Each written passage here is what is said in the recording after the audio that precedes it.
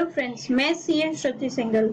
आज हम CA final IDT new course में बाइंडिंग नेचर ऑफ सर्कुलर के बारे में कुछ बातें करेंगे। सबसे पहले हम जानते हैं कि सर्कुलर होता क्या है और कौन इसको इश्यू करता है। Who issues? What does it mean?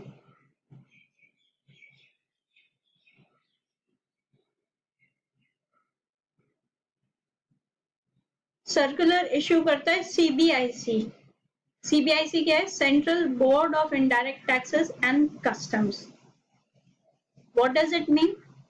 Circular कुछ नहीं है बट सीबीआईसी की अंडरस्टैंडिंग है लॉ के प्रोविजंस के।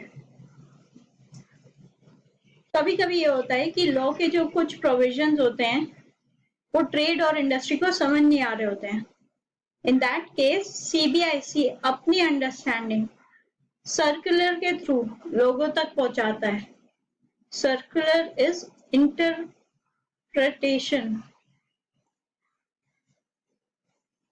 of provisions of law.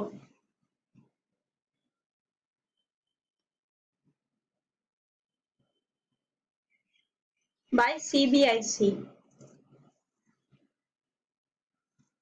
Circular किस पे बाइंडिंग होता है? क्या सर्कुलर असेसी पे बाइंडिंग होता है या डिपार्टमेंट पे?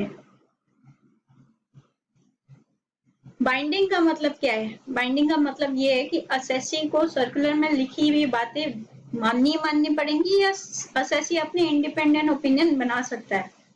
तो जवाब ये है कि circular is not binding on the assessee. Assessee अगर कोई प्रोविजन ऑफ लॉ के रिगार्डिंग अपनी इंडिपेंडेंट ओपिनियन बनाता है which is against what is written in the circular, he is very well free to do so. On the other hand, circular is binding on the department.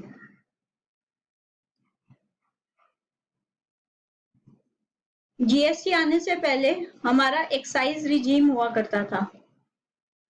Excise में एक section था, section 37B। Section 37B में लिखा था कि circular is binding on the department.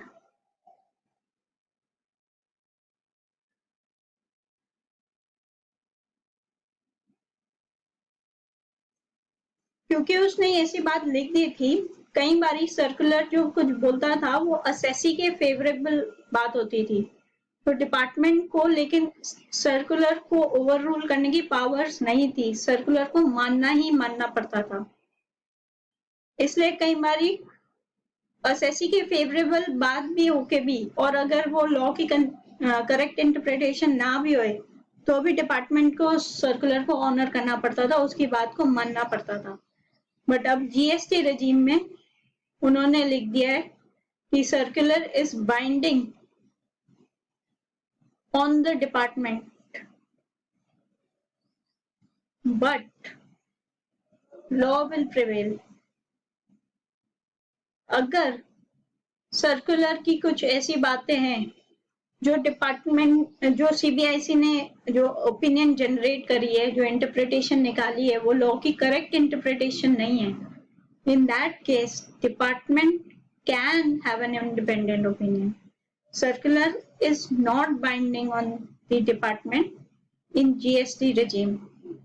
The general understanding is that it is binding, but law will prevail. In that case, CBIC या government ने पिछले जो टैक्स रेजिम की जो कमी थी वो इस GST रेजिम में पूरी कर दी है। Thank you.